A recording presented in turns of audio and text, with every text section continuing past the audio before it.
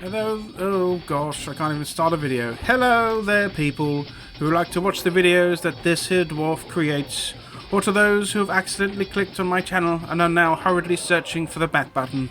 Welcome. Today we'll be venturing into the land of real-time strategy. Today we will take a look at one of the most venerable of the genre, Warcraft 2. Warcraft 2 is a game of strategy in the real time, developed by Blizzard and released for DOS in 1995. It is that time in the video again where I ask you, dear viewers, that should you wish to, I would greatly appreciate if you could subscribe to the channel and do all the other YouTube stuff that people ask you to do. Why not leave a comment with your favourite RTS from back in the day? The story and various games in the universe are fairly common knowledge amongst us video game nerds, but before all of the world of Warcraft or Hearthstone or anything else was the RTS series simply Warcraft. Warcraft had 3 games in total, thusly 1, 2 and 3. The characters and stories of these 3 would be incorporated in and expanded on in the MMO and other games. The first Warcraft, which is Warcraft 1, was released in 1994. It was an interesting fantasy RTS game featuring the classic resource gathering, base building and unit generation first employed in Dune 2 back in 1992. This old chap is still a solid RTS game, if a little dated, but good fun if you are a fan of the genre. Warcraft 2, and the subject of this here video, was released in 1995. It improved on the storytelling elements that were limited in the first game, along with better user interface controls and a number of new features, including shipbuilding, unit upgrades and flying units. I remember as a kid, whenever that was, I saw Warcraft 2 being played on a demo machine in a computer store and being absolutely wowed, puns, by all the wonderful sprites fighting on the screen. I had played Warcraft 1, so I was aware of the title, but seeing the sequel live was a memory I still remember to this day. My brother and I had to have it, and we pestered our parents incessantly until they bought it for us. Good times. The game is created two-dimensionally, with sprites similar to Warcraft 1, but with some extra detail. It is this Blizzard style that is so recognisable, featuring rich fantasy pixel art. Each of the units also have their own uniquely voiced responses to your commands. Besides the voices and narration, which are both wonderful, there is the soundtrack, which is still great to listen to. Some iconic Warcraft music is in there that any fans of the setting and fantasy games in general would enjoy. Warcraft 3 has a wonderful start menu. You can play the single player game should you wish to play a single player game. You can play a multiplayer game if you have multiple players. Perhaps not good if you're only on your own though, because you can only play yourself.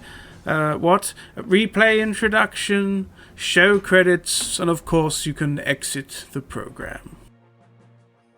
There are 2 campaigns in the initial release, one for both humans and one for both humans? No, that's not it. One for human and one for orcs. In the GOG version, and I assume it was like that back in the day, I can't really remember, you can pick whichever campaign you wish to play first. There is no restriction. Each one takes you through the various engagements between the orcish horde, made up of orcs, of course, goblins, ogres and trolls, and the alliance of humans, dwarves, gnomes and high elves. Once you've selected a campaign, you'll be presented with the first briefing screen with your orders being fully voiced as they are relayed to you. Before each and every mission this will happen, which adds to the atmosphere greatly, as if you are some general fighting your way through a long campaign. Once you have your orders, it's off to begin the mission. So like Warcraft 1 again, Warcraft 2 subscribes to the formula of gathering resources, building a base and generating units to fight the enemy. You must make use of these elements of gameplay in order to complete your mission and win the day. In order to build buildings, you need workers in the form of a human peasant or an orc peon.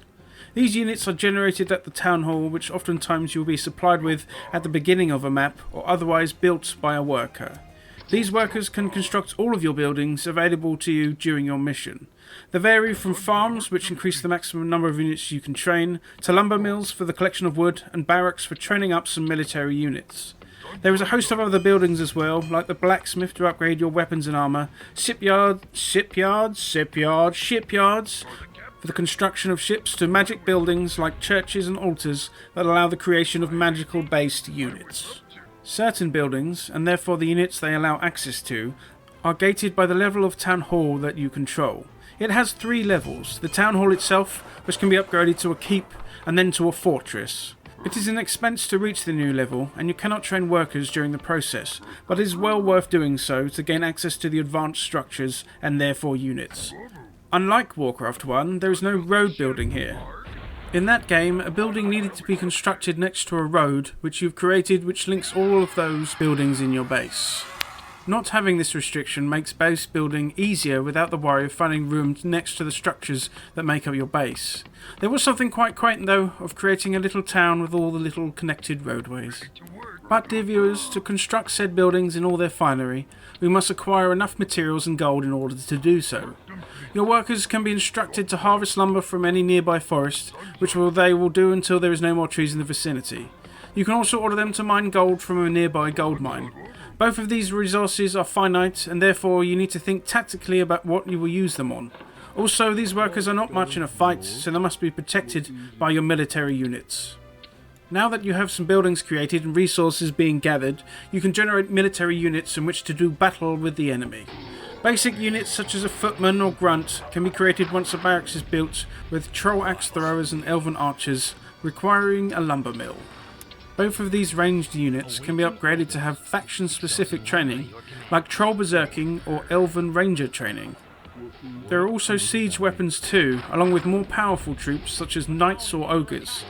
Again, each of these can be upgraded by a faction-specific training, with the Ogres upgraded to Ogre Mages capable of casting Bloodlust, or Human Knights upgraded to Paladins who have access to healing magic. Are there any flying things? Yes indeed, there are flying units too, with the Alliance employing the majestic griffins ridden by wild hammer dwarves, while the orcs make use of enslaved dragons, hatched under duress by the Queen of Dragons Alexstrasza herself.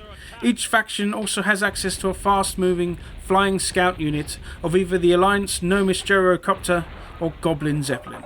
Both of these allow you to quickly scout out the map to find points of interest along with the opposition. They can also be used to spot hidden units such as submarines. And then there are the nautical aspects of the game. Completely new to the series, the player can construct seafaring vessels from shipyards created on the coastline of a map. In order to construct any of these nautical vessels, the player must first create oil rigs that are constructed by tanker boats that then gather the oil until the rig is exhausted. Once you have enough oil, you can create some mighty seafaring vessels. These range from destroyers to large battleships, along with submarine vessels and giant turtles, which can sneak up on the larger vessels and easily destroy them, unless the enemy is making use of the aforementioned flying unit. The missions themselves are what you would expect from an RTS, especially at the time. There are generic base army building missions where you must simply build a base and army large enough to lay waste to the enemy, destroying all of their units. Then there are missions where you're provided a number of units and no base. You must make use of the limited army you have at your disposal to destroy a base or take some objective. There are also missions where you might need to escort a named character to a certain circle of power on the map. Of the missions available, I always like it when I can make a base and overwhelm the opponent with numbers of heavily upgraded troops. I'm not the greatest RTS player out there, but I have some fun with it.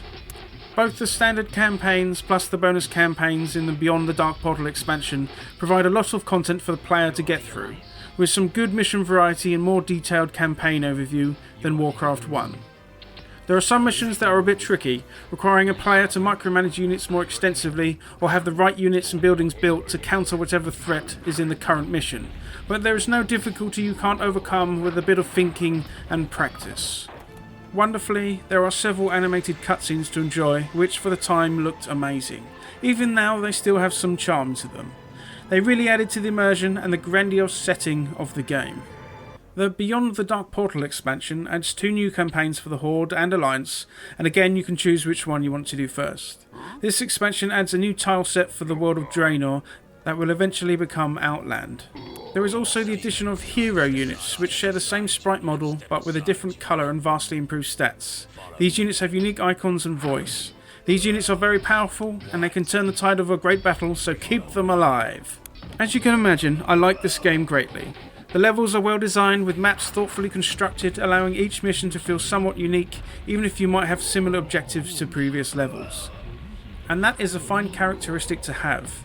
Even though this genre can descend into the simple loop of gather resources, make base and build forces to fight the enemy, with involved map design which focuses on different buildings and unit types, the missions themselves can stay varied and interesting.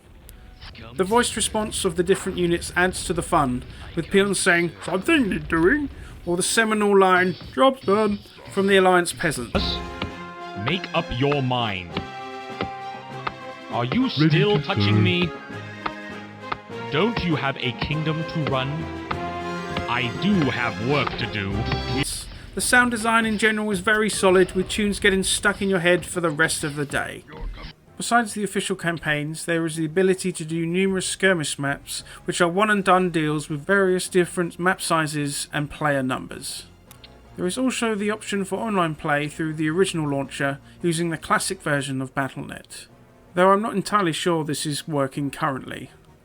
So I would recommend this game to anyone that is into RTS games and wants to play a classic. If you haven't played Warcraft 2 before and you enjoy real-time strategy games, then you should definitely give this a try.